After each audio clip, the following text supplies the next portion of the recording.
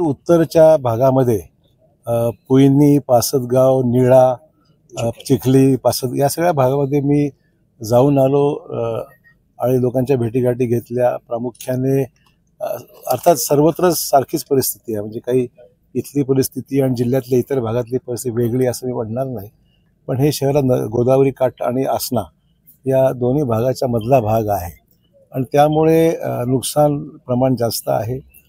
एक तर जे दिसते पीक परिस्थिती जवळपास उद्ध्वस्त झालेली आहे, म्हणजे असं पीक पाहण्यासारखं शिल्लक राहिलंच नाही आहे कुठलाही पीक। त्यामुळे पीक कापणी, प्रयोग आणि त्यातून काही नवीन निष्पन्न असं पीकच येणार नाही, अशी पहिली परिस्थिती आहे। त्यामुळे इन्शुरन्स कंपनींनी जो त्यांचा धोरण बदललं आहे की पीक कापणी प्रयोगानंतर जे उत्पन्न येईल त्या उत्पन्नावर आधारित इन्शुरन्स द्यावा, अतिशय चुकीचा विषय असं आमचं मत आहे। कारण की अति 130-140 mm पाऊस झालेला आहे आणि एवढ्या पावसामध्ये पाणी तर अजूनही शेतात आहे, म्हणजे शेतात जाऊच शकत नाही अशी परिस्थिती आहे। त्यामुळे पिकं सडली आहे, सोयाबीन सडलेलं पाहायला आपण, पिकाची पूर्ण नासधूस झालेली आहे। अशा परिस्थितीमध्ये पीक विमा कंपनीने धोरण बदलताना प्रॅक्टिकल काही विचार केला पाहिजे। मागचंच वर्षापूर्वीचा विषय आहे तो प्रलंबित आहे। शासन स्तरावर जे आपण अनुदान देणार आहोत किंवा मदत करणार आहोत त्यातला पैसा हा अधिक वाढवण्याची गरज आहे, त्यात दुमत नाही आहे।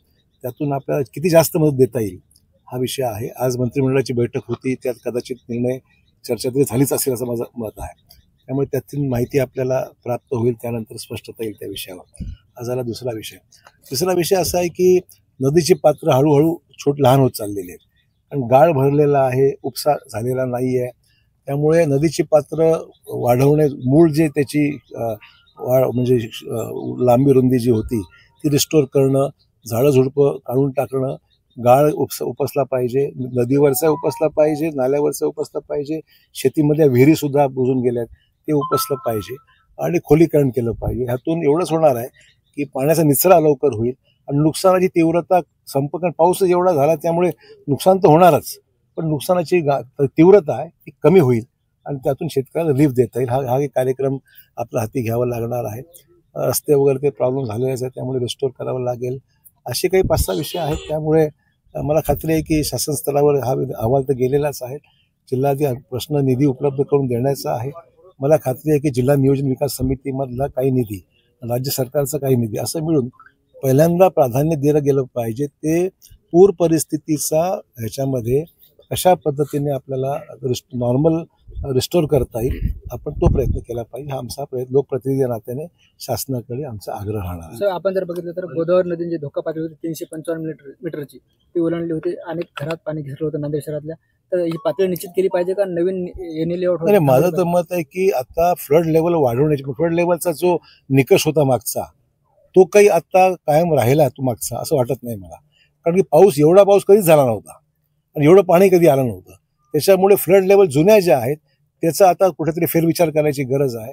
नवीन निकषाप्रमाणे, नवीन पावसाच्या पातळीप्रमाणे याचा एक फेर निर्णय घेण्याची गरज आहे, जे आम्ही असा तो विषय असं नुसतं चर्चा करून रेकॉर्ड बघावं लागेल किती पाऊस झाला याच्या आगामी काळामध्ये। आपण पाहतोय आता उत्तराखंडमध्ये अशीच परिस्थिती आहे, पंजाबमध्ये तशीच परिस्थिती आहे, उत्तरातली राज्य तशीच परिस्थिती आहे।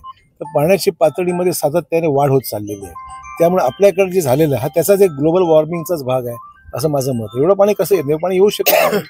त्यामुळे मागचा रेकॉर्ड थोडासा बाजूला सारून नव्याने काही निकष आपल्याला ठरवावं लागतील। त्याचा निर्णय वरिष्ठ पातळीवर शासनाने आणि संबंधित विभागाचे अधिकारी आणि ह्याच्यातले जे सायंटिस्ट, कृषी विद्यापीठाचे लोक आहेत, बाकी पिकाच्या बाबतीतला निकष, आजचा एकंदरीत हे सगळं फेर आढावा घेऊन निर्णय घ्यायची गरज आहे। साहेब, ओला दुष्काळाची मागणी होती नांदेडमध्ये, 6,50,000 हेक्टर नुकसान झाले। नाही, 7 लाखाच्या आसपास, 6,50,000 हेक्टर, 7,56,000 खरीपाची पेरणी। तेच म्हणतो।